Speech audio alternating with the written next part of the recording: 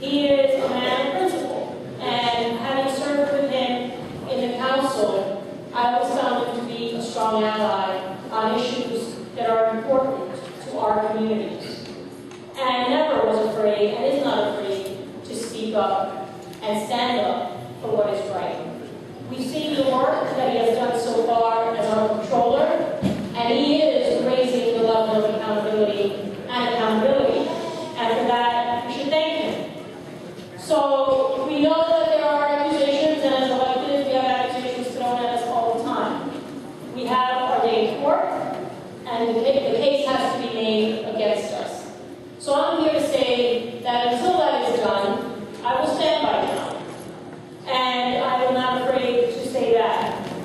we are facing some really challenging times in this city. We are facing a full-front assault on the working class. The gap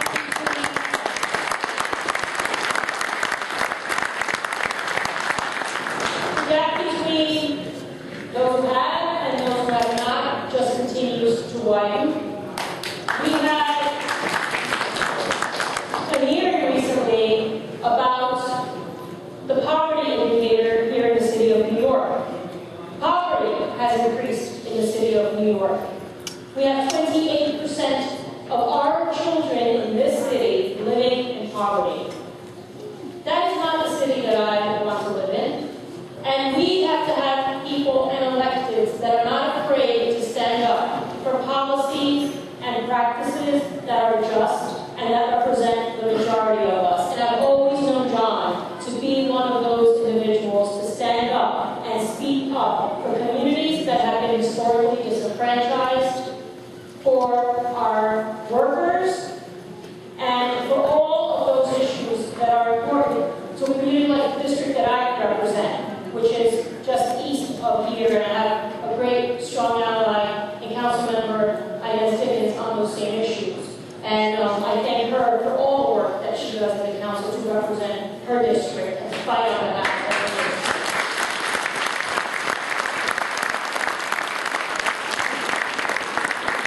So, John, I'm proud to be here. I'm proud to call you a friend. And feel free to follow me whenever you need me. And with that, I hope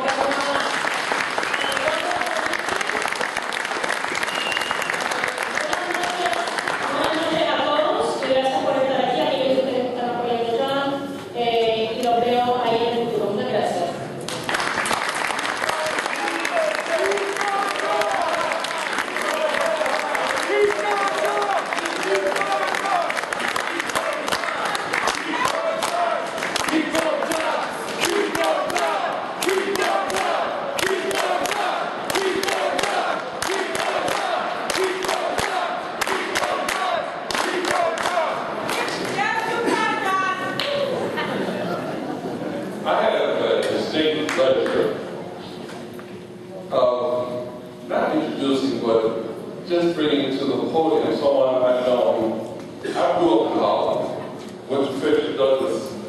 I went to PS 89. Then those little Harlemites know what I'm talking about. And I've known this person for a long time. And I knew, as a youngster, knew of her father. And when she decided to give herself to public service, there was no stopping her. And she has taken on this city and has had a strong and vibrant relationship with our community and has headed many of the important task forces. What she did on 125th Street rezoning is still, people still talking about. She is the first female, first African American to be the deputy majority leader in the Common Council of the City of New York. She represents the 5th district, 9th district, excuse me. I can't remember my numbers anymore. The 9th district, which is the village of Harlem. And she will soon to be the speaker of the Common Council, the City Council for the City of New York. Let us receive Councilwoman Liulapalooza.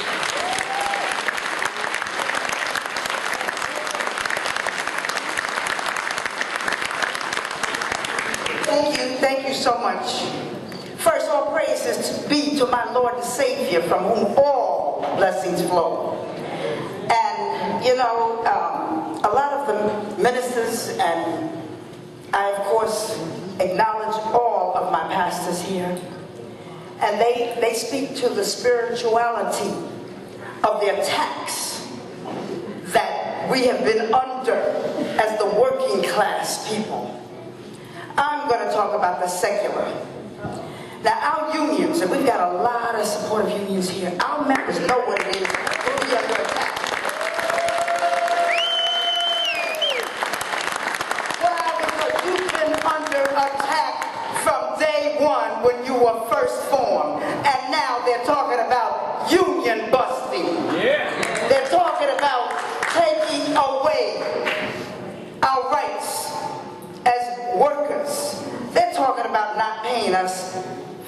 wages, as in the living wage.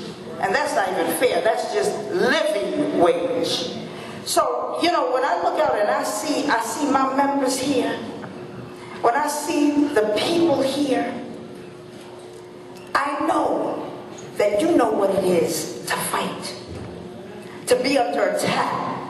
Because that's what John Lew is under now, under attack. And we know what that's about. And we know how to fight back. And the only way you can fight back effectively is to come together united as one. Is that right? United as one. We work it when we're united as one. We win when we're united as one. Now, I'm not going to talk long because this is about John Lew. But I'm going to remind you all, hear up, I'm going to remind you all about one thing. We have an opportunity next month to be united as one. Because we have, and I say this is in, we're downstairs, we're not in the sanctuary, Pastor. We have elections coming up June 26th. And what are we going to do as Democrats? We're going to be united and we're going to come out and vote. And we're going to stand tall and we're going to put in those people that represent us and our needs. We're going to be united once again as we have always been. We will stand tall. We will work it. Is that right? Union! Stand tall! Working people! Our families! This is our city! This is our town! And this is our year! And we will win! We will win! We will win! We will win! We will win! God bless you and thank you!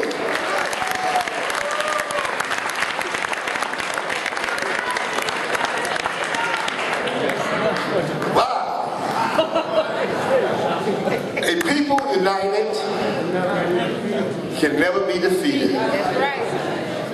A people united can never be defeated. And all one has to do is look around this room at the different ethnic groups and different locales of our city to know that we are united. Let me say this. Shh. We apologize. We have an overflow crowd. And it's all outside the hallway and upstairs. But we're not going to be very long. So I'm going to ask, rather than us trying to move to the bigger space, if you would just bear with us for just a little while longer. And we're going to hear from the person that we came to hear from and to encourage us. But just hang in there for a little while longer. And it's going to be all right and worth it in the end. Keep going, John. I can't hear you. Keep going, John. John, keep going. That's it. Keep going.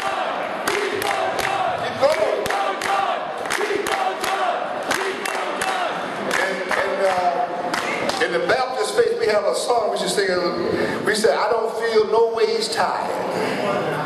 I come too far to turn back now. I don't believe he brought me this far just to leave me now. Oh, I wish I had an amen out here somewhere. Did my brother and friend Reverend McCann, I know he was called out on the phone. Is he with us? All right. We're going to ask Reverend Vernon Williams, Pastor Williams from Emmanuel Baptist Church.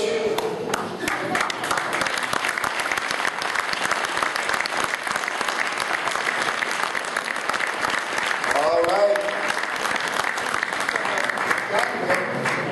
Go, John, go. Go, John, go.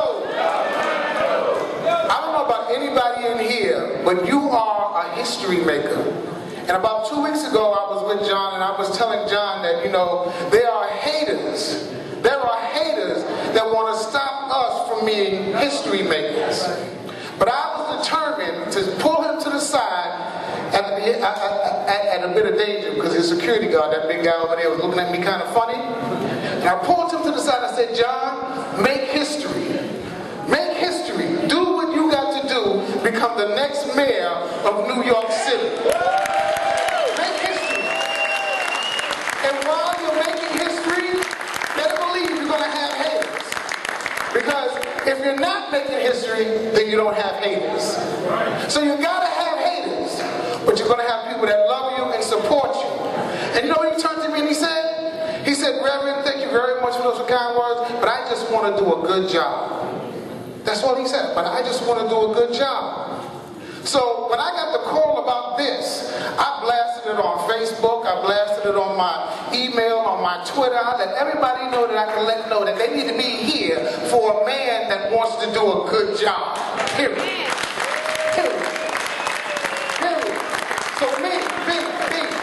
Because I can only talk about me, because when I get in that room and I pull that lever and all that stuff, y'all don't know what I'm doing, right? So for me, I'm putting my weight behind this man. Behind this man. And I encourage you to share that message, that he's a good man. He just wants to do a good job. Put your weight behind him, and when the haters start saying what the haters are going to say, God knows the haters are going to say everything that they can say. They're going to start pulling stuff from everywhere that they can pull stuff from. But all we got to do is stand up behind him and let them know that we believe in you, we trust you, and go.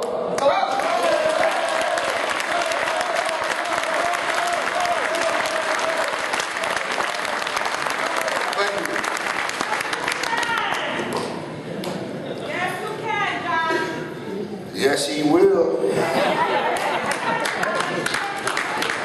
You know, we have long memories. People in our community, we have long memories. And sometimes people think that we are short-sighted and we have something from spiritual Alzheimer's or secular Alzheimer's. But, you know, we remember what's done to us and what's done for us. And since John Lew has been in office, he's been doing a lot of things for us. When you start looking at the increase in minority contracting of this city, John played an integral part in that by taking departments and going on his website and showing how much of their budget was going to minority contractors, women contractors, as opposed to the general population. And it became an embarrassment not only for this administration, but for the directors and commissioners, and for people of goodwill. I say that to remind some of us that it's easy to go along and get along if you don't care about the people that you leave behind. Y'all didn't get that. If you care about people and you don't want to leave them behind and you want to make an equitable and fair playing field, then there are going to be some haters. Amen. There will also be some people who are going to try to pull you down. Yeah. And there will be some people who will lie on you. Yeah. Amen. Yeah. But we have a lot of clergy here, and we have a lot of commonality in our doctrine, our belief, and we know they lied on Jesus. Yeah. I don't know about you, but I've been lied on.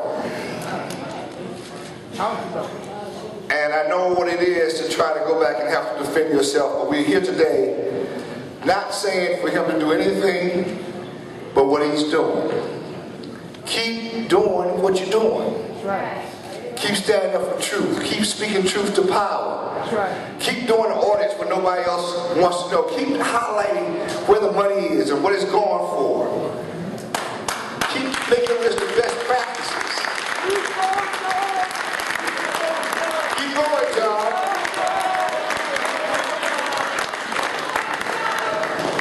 My friend and colleague, the Reverend Johnny Green, Is Pastor Green here from the Mount Nebo Baptist Church? He left? Okay. What about Reverend Henry A. Berlin III from the First Bethel AME Church? Billy. I certainly want to get his name right. Extra, extra, extra. Read all about it. John Lewis, still the controller. Extra, extra, extra. Read all about it. John Lewis for the unions. Extra, extra, extra. Read all about it. John Lewis gonna keep on going. Extra, extra, extra. Read all about it. John Lewis about business. Extra, extra, extra. Read all about it. John Lewis is gonna do well. Extra, extra. Read all about it. John Lewis not scared of anybody or anything. Extra, extra, extra. Read all about it. John Lewis will do his best for all of New York.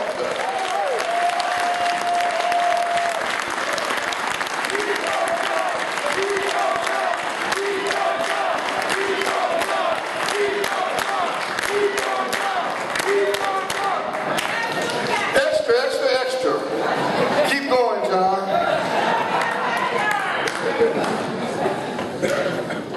We have Bishop Nicholas Tweed from the AME Conference.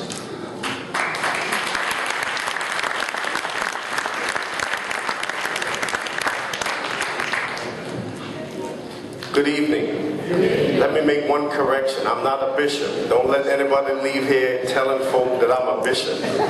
I'm Reverend Nicholas Tweed, presiding elder of the Manhattan District for the AME Church for the New York Annual Conference. But more than that, I came by tonight. In the black church, we have a song that you may have heard. And it's a simple song. It says, "Let the work I've done speak for me." And so I come as one who has known John when he was a community organizer, involved in fighting to increase and establish quality of life issues for the community. That's the work he's done. I come as one who has known John, who gave of his time and talent to serve voluntarily on the community board. That's the work he's done. I come as one who supported him in his quest not to just have a title of city councilman, but to become a servant of the city in the city council. And while in the city council, the work he's done is that he fought for union rights in a city that often betrays the union by outsourcing contracts to non-union companies. That's the work he's done. I come as one who can bear witness that he was on the right side of history when it came to fighting for public education. That's the work he's done. I come as one who can bear witness that he has fought for rights for senior citizens and access to health care. That's the work he's done. I come as one that even as city controller, he's raised questions about contracts and parity and equality in a city that often turns a blind eye to equality and equity. That's the work he's done. And so I come tonight simply to say that this is the work of a good man. And so the work of a good man is not finished. There's much work for him yet to do. For we live in a city where inequality has increased. We live in a city where their attacks continue on unions and union contracts. There's work to be done. We live in a city where public education still needs to be reformed. There's work to be done. We live in a city where poverty has increased greater than ever before. There's work to be done. Somebody say, keep going, John. There's work to be done. There's work to be done. There's work to be done. Walk together, children. Don't you get weary. There's a great camp meeting in the promised land. God bless you and keep the faith.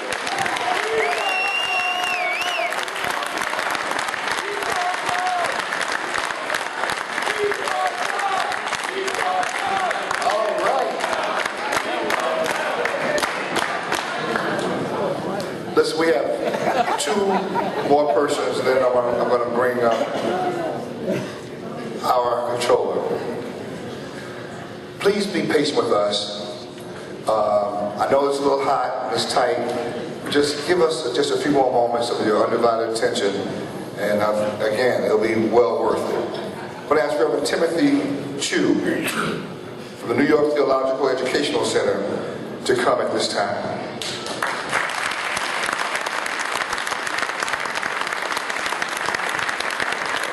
Good evening. Good evening. Dear brother and sister, and also the fellow citizen. And I really feel honored to stand up here and for John. And we serve in the community for more than 15 years together. And first he is in Flushing, and then now go to the city, and then going up and keep on going, right? And then so when I was in Hong Kong and for my ministry, and then I heard the allegation about Jenny, and I know that she needs prayer. And also I pray for John. Because the Bible told us to pray for our government officials. And also we need to pray for John. And then John did a good job for our city. And not only belong to Flushing, and belong to the whole city. And he served not because this is his job. And also he served with compassion. And I honor him, and I want to support him, so do you. And next year, I don't want to call you brother anymore. I want to call you Mayor John.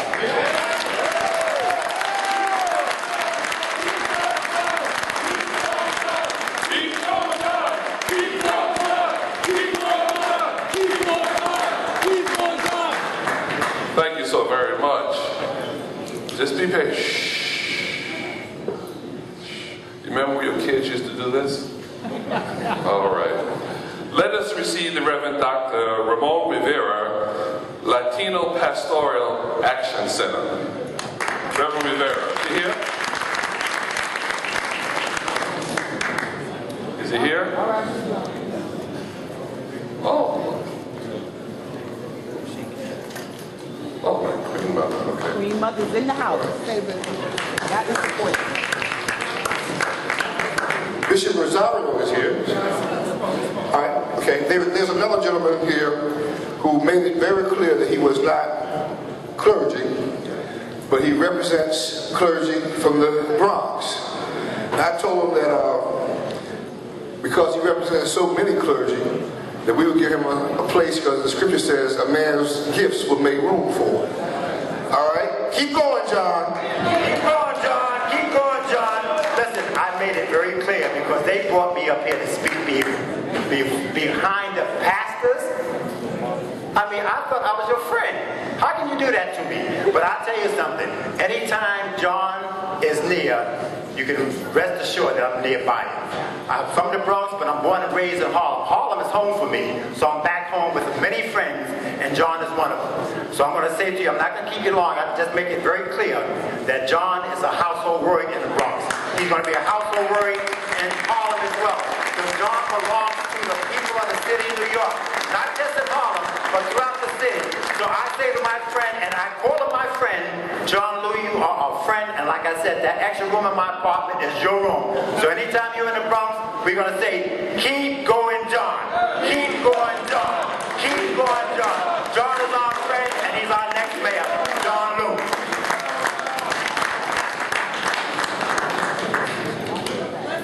Pastor English, won't you come? He's representing the Bronx, and he'll give you the name of his church. Good evening, Bronx Christian Fellowship and the Bronx Clergy Roundtable. When we got the call, we were delighted to come because every time that we've had to face issues and challenges in the borough of the Bronx, Mr. John Liu was always there, always supportive.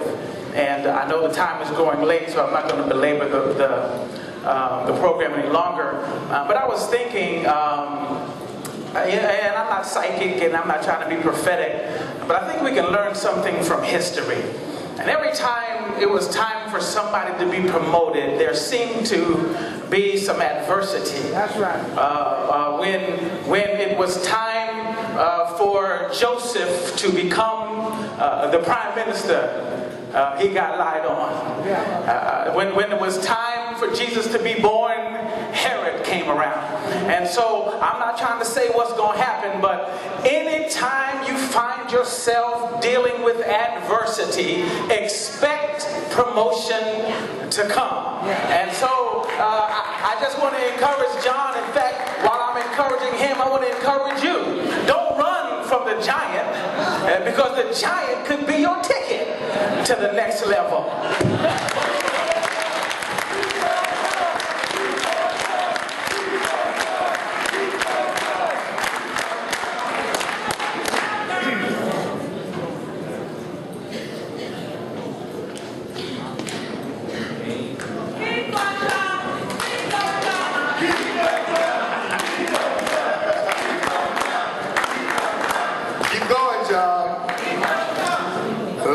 But certainly with no means least, is our brother and our friend.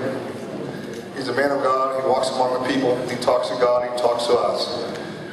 Our colleague and co-sojourner, Iman Rumor. Good evening. Good evening. I want to just ask a question. You don't have to reveal your age. I grew up in the antebellum South. I grew up in Jim Crow South. Is there any Southerners in here who understand that? Yes. If you all want you to stand up.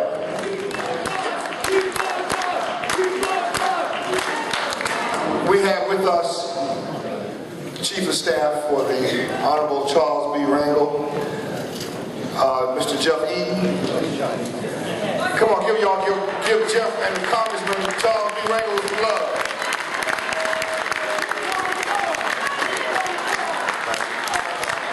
Jeff is also the president of NAACP in Manhattanville. All right.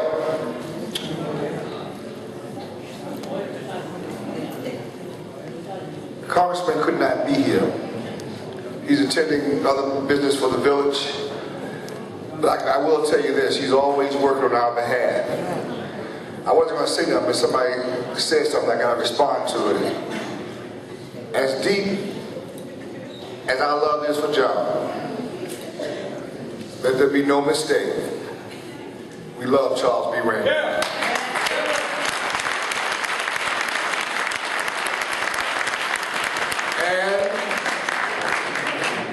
And we're going to demonstrate that love in action on June 26th.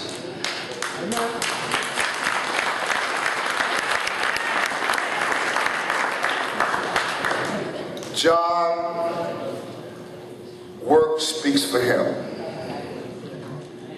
And he has been doing a great job. He's modest, he's humble, but don't take his kindness for weakness. He has a strength that comes from knowing what the right thing is and then doing the right thing. And so, no matter what happens and what the papers say going forward, those of us who are committed to him and know him to be a good man and doing a good job, we have a responsibility to carry that message back to our communities, to our churches, our synagogues, our mosques, our families. And if each one of us do that, not only will we stop buying the New York Post, as many who have already, but then we will start to mobilize and turn out in record numbers and tell the city and all the would-be powers to be that we pick our leaders, that no one can pick our leaders for us. And we reward competence and faithfulness and commitment. John, keep going. Keep going, John. Keep going, John. Keep going, John. Come on. Keep going, John. Keep going, John. Keep going, John. Keep going, John. Keep going, John. Your friend, our brother, our controller,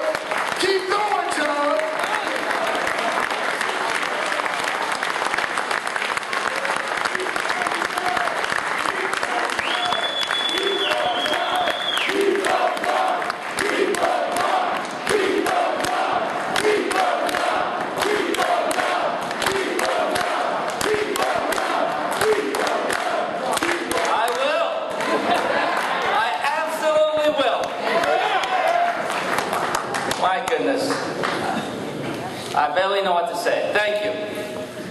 Thank you for joining me here today at this most historic Mother AME Zion. Thank you, Pastor Smith, for opening up this church to us. Thank you to all of our clergy leaders. Thank you to our union brothers and sisters. Thank you to the community activists and leaders who are here.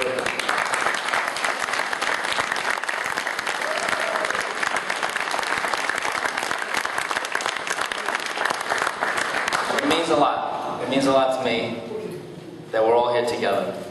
And that's what it's all about. It's about being together. About a city where everybody comes together. And I am past my halfway point in my term as city comptroller. It certainly has been a challenging time being chief financial officer of anything, let alone the great city of New York. But I wake up every morning blessed, or blessed to have woken up, and blessed even more so to have the opportunity to serve. And I'm proud of what we've done in the comptroller's office over these last couple of years.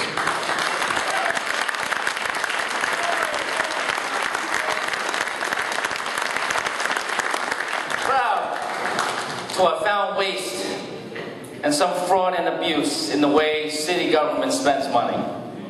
Looking through contracts where huge amounts of money have been wasted, even as City Hall talks about service reductions and the need to lay people off.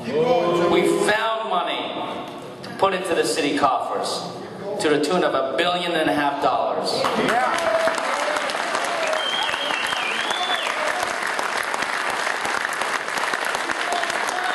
From recovering money through our auditing process, to going through contracts with expensive outside consultants, and stopping the flow of hundreds of millions into those contracts, to understanding our capital markets and refinancing much of the city's debt to the tune of a $600 million savings. We've done the job in the comptroller's office, and I am proud to have led those professionals to make a better value for our city's taxpayers. That's what we've done over these last couple of years.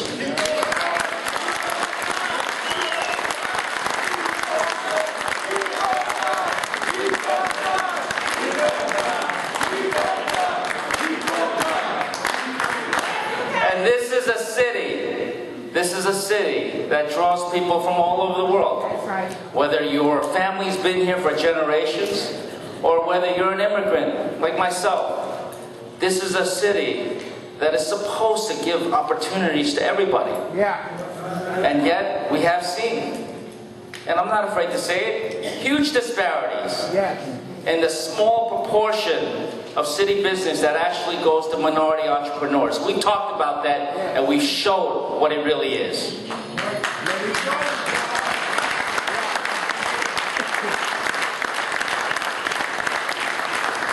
We've looked at prevailing wage enforcement in the city of New York and have done so vigorously to send a message that the rights that workers have fought for and won over years and decades are to be protected. Because after all, that is fundamental to the American dream itself.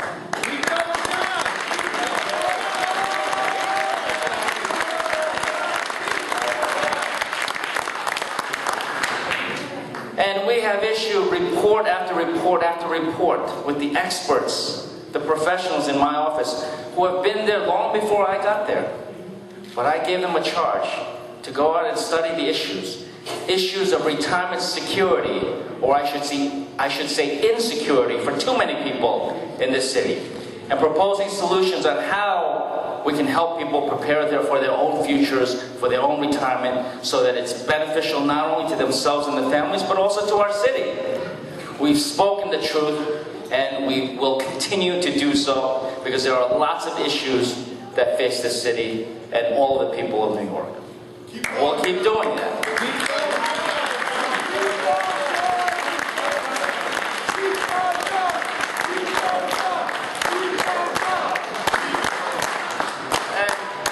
And we've all known that for a long time. There's going to be a big election next year, 2013. And I prepared for this election. Whatever the choices are, I've prepared. And I'm proud of the campaign and the fundraising that my team and I have done. We're proud of it. And yet, there are allegations. Allegations that remain completely unproven to this point. But the subject of endless news accounts, I have a new nickname, the embattled comptroller. Well, let me say this. I am ready, willing, and able to go into battle for what I think is right in the city of New York.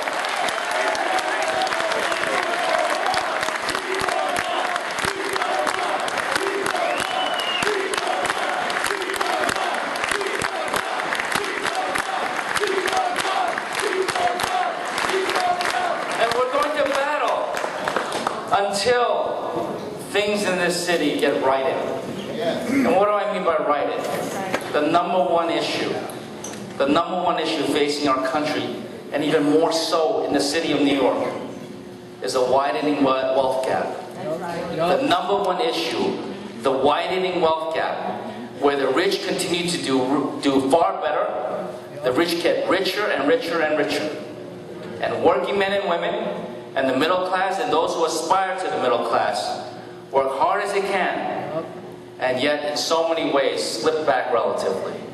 This is not the New York City that we've known in the past. This is not the America that my parents sought when they took me and my brothers over here to get our education here and to seek opportunity. We need to level the playing field, and that's what our mission is all about. Leveling the playing field. And when you talk about what happened today, where in the last few days, where the city council did a wonderful thing, and I want to thank our council members for doing that.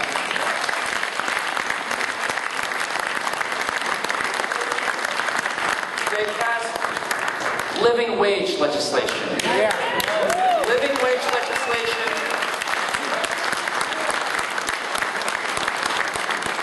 that says something simple.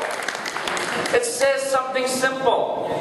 If a company gets a huge subsidy from our taxpayers, then the jobs they promised to create ought to be decent jobs. So common sense.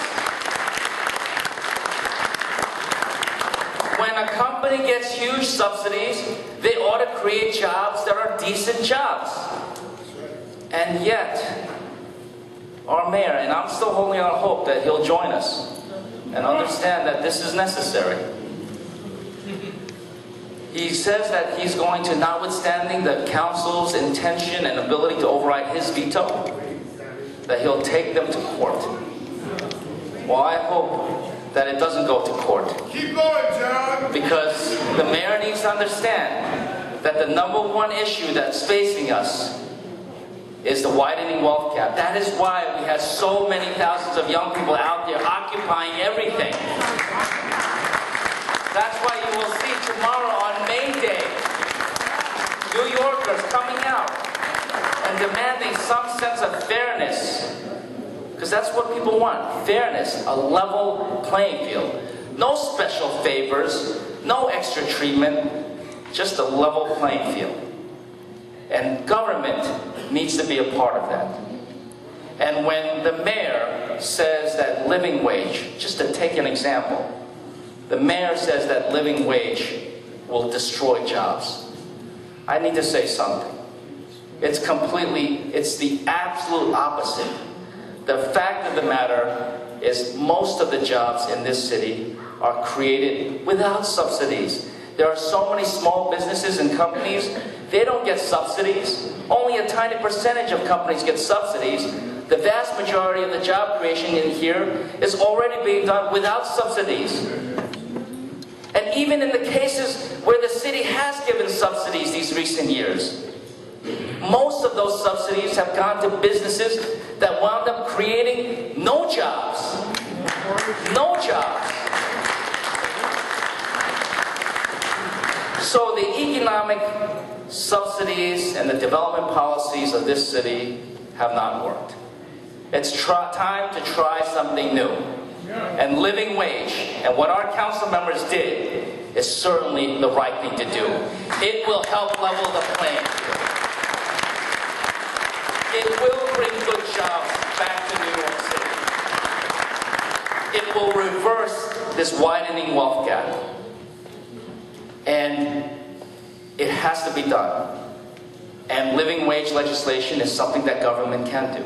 Because after all, it's got to be government that steps up to the plate and addresses this long-standing social as well as economic problem, the widening wealth gap.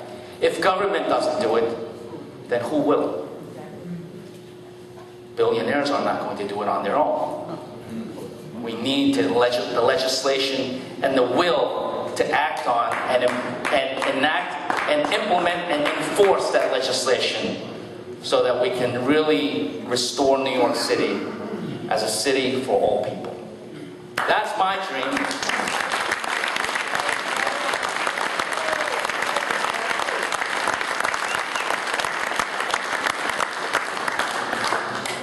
And now these allegations about my campaign finances.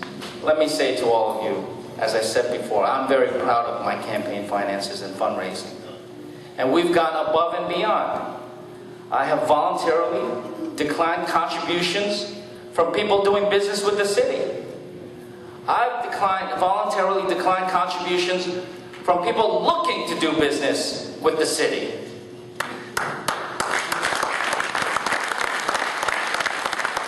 And I set a limit on people making contributions to me.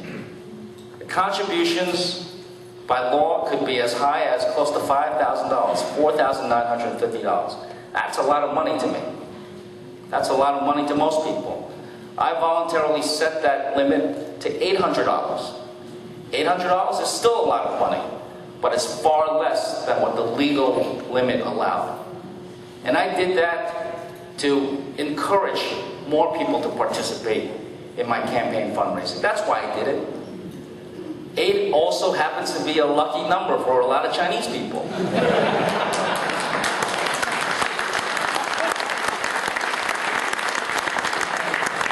And good government advocates have often called, in the 10 years that I've been in politics and government, good government groups have always called for lowering the limits. Lowering the limits. I think they should lower the limits legally and legislatively.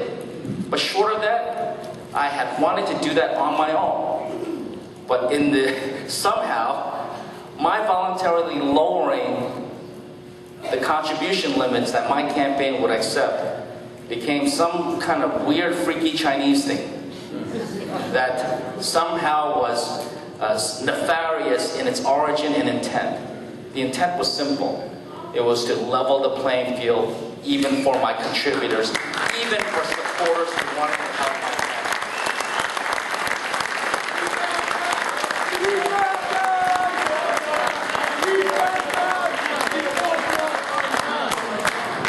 And now we have these allegations against a young person who was so idealistic and so capable and smart and intelligent and hardworking.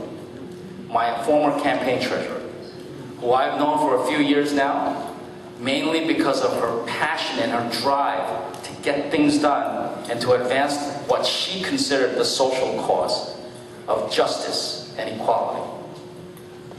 And now she's got to go to court tomorrow morning. She's got to go to court tomorrow morning to answer these charges that I think we have heard from her attorney earlier, how he characterized them, and we'll hear them again probably when he goes to court tomorrow. But let me say this. I think of Jenny every day. I think of all the people that she represents to me every day. The young people who want to make a difference. The young people who work day in, day out, understanding that there is a level of injustice in this world. Exactly. And that they are going to do what they can to right the wrongs. That's right. To right the wrongs. So I say, as you say to me, keep going. I'm going to keep going.